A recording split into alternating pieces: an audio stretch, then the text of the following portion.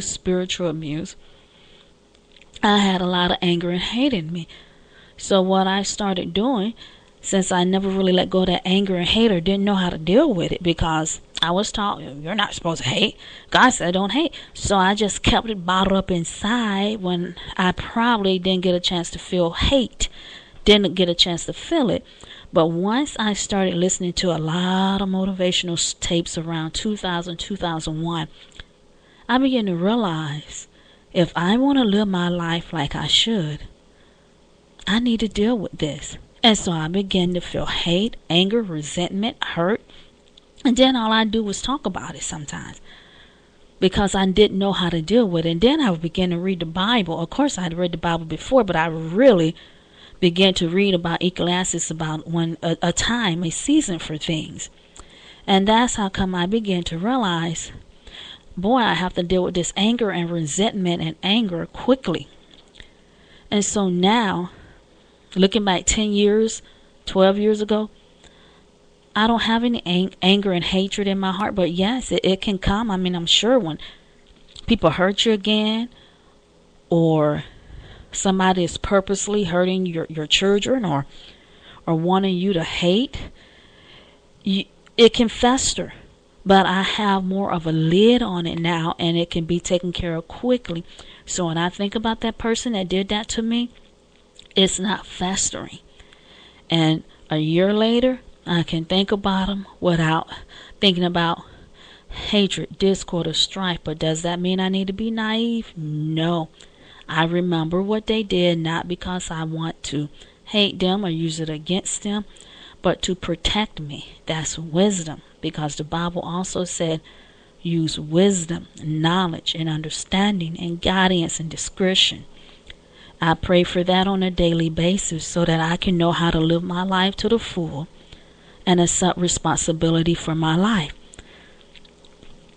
Now, the second thing we must do is being responsible for your life. Once you have accepted responsibility for your life, for how you're choosing to think, for your mind, how your outlook is on life, the next thing you do is accept being responsible for your life. One thing that I decided to do for being responsible for my life is to say, only I can make myself happy. So I choose to be happy. No man can make me happy. No girls as friends, best friends can make me happy. Although I do have some friends, I think that's a good thing. No children can make me happy. Although I love my children, that's a good thing. No material things can make me happy, although I like material things. But I don't let it get out of hand because I understand that eventually they're like a toy. If I'm looking to material things to make me happy, after a while the big TV that I like to look at, it's not going to mean nothing to me because I had it for a little bit. Then I might go purchase me some whatnots that I love to purchase. After a while, I'm going to get tired of looking at them. I got to find something else to make me happy. So I decided, no matter what, I'm going to be happy because I love life. And when you look at happiness as that, and to share it with your children, and to share it with your friends, or your mate, or your boyfriend, or your husband, or your wife, whoever, you learn that no one can make you happy. It comes from peace inside. So besides accepting responsibility for your life, being responsible in your life, being responsible for your life, you also, the third thing is being responsible in life. So when I say being responsible in life, it was easier to manage my money once I became happy, once I was allowed to accept responsibility in my life and decided to be responsible for my life, for the way I chose to live, for how I chose to think, for if I wanted to go back to school and major in this and work in this, and I knew that I couldn't without a degree, I said, I got to take responsibility for my life. I need to be responsible for that. And then thirdly, being responsible in life, what I did was I said, If I'm getting tired of creditors calling me, then I need to learn to budget. It was not that I was just irresponsible and didn't care. I needed to learn how to financially budget my money properly, because that's very important. Do you really want people constantly calling you, or some landlord constantly calling you, telling you you didn't pay your rent and all this and all that? I never had that problem. But sometimes how our life is emotionally and mentally is set up, this is how come it goes over into the financial realm of things, and we're not financially free like we should be. Sometimes, besides financial, it could be that people might not be responsible in their life for their social reactions, for social friendships. That is very important. How you're going to handle social settings, how you're going to handle your friends, because some people make chaos out of everything, and it is just totally hard to get along with them, and then they wonder why they have no friends.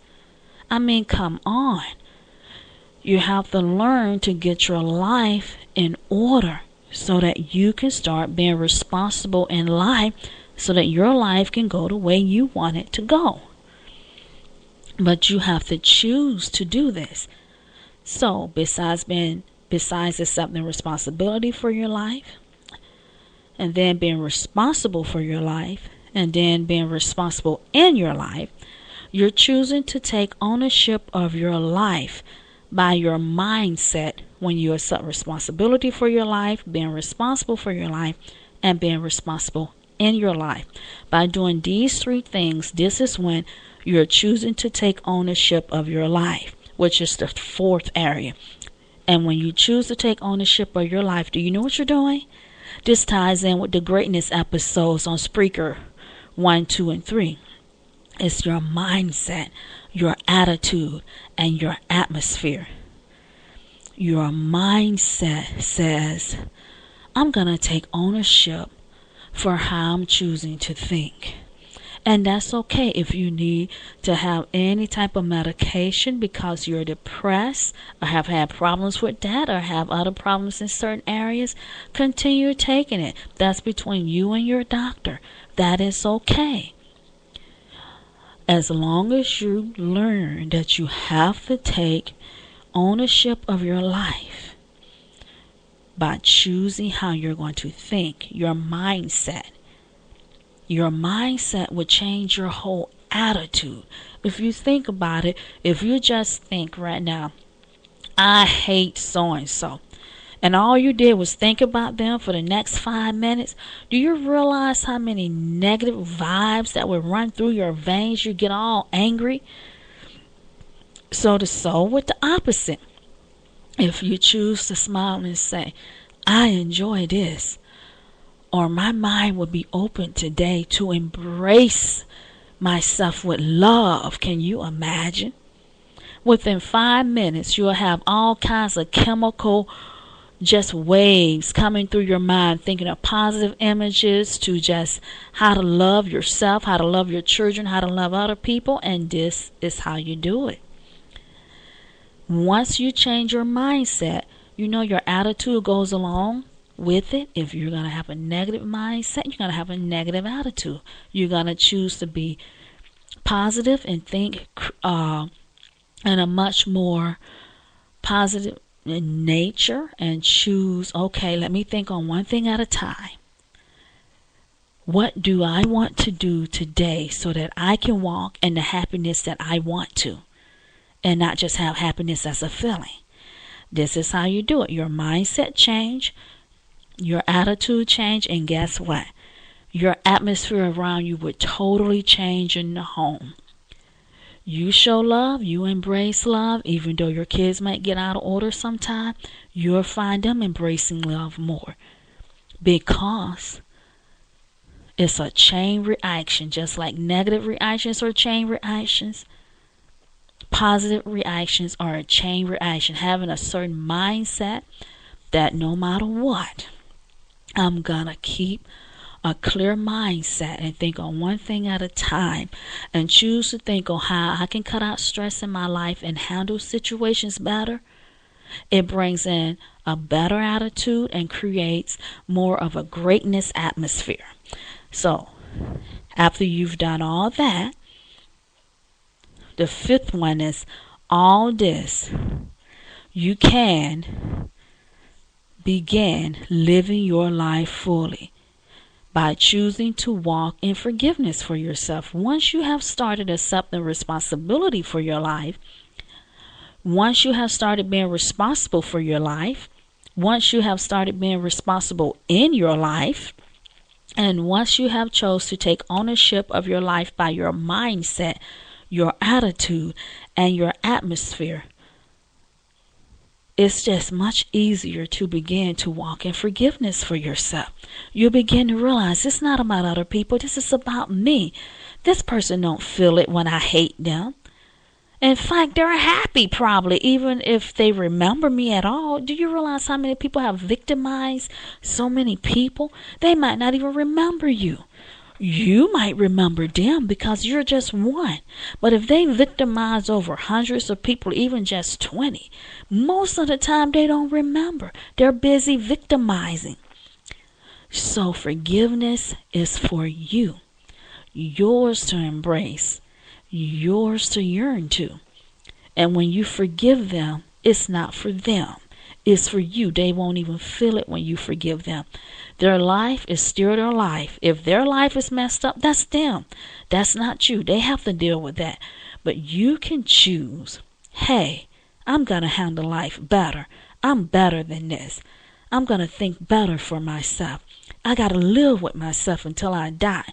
Do I want to take myself just through this muddy grass and make it miserable for me? Or do I want to enjoy life? Forgiveness. And after that, 1, 2, 3, 4, 5, so that was the 5. Instead of avoiding circumstances, once you do this, you will learn that you need to face and learn to move forward. You will learn, what your circumstances, the ones that you need to face.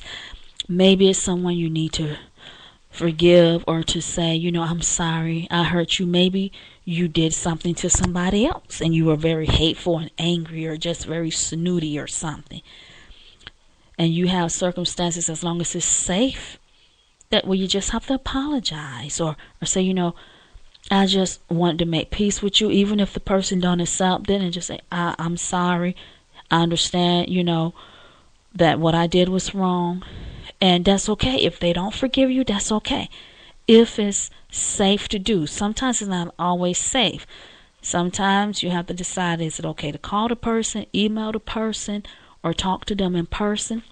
Sometimes you can just forgive in your heart and just let it go. Or just begin to pray for the person and tell God, I'm sorry, God, I don't feel like this is safe to talk to this person right now.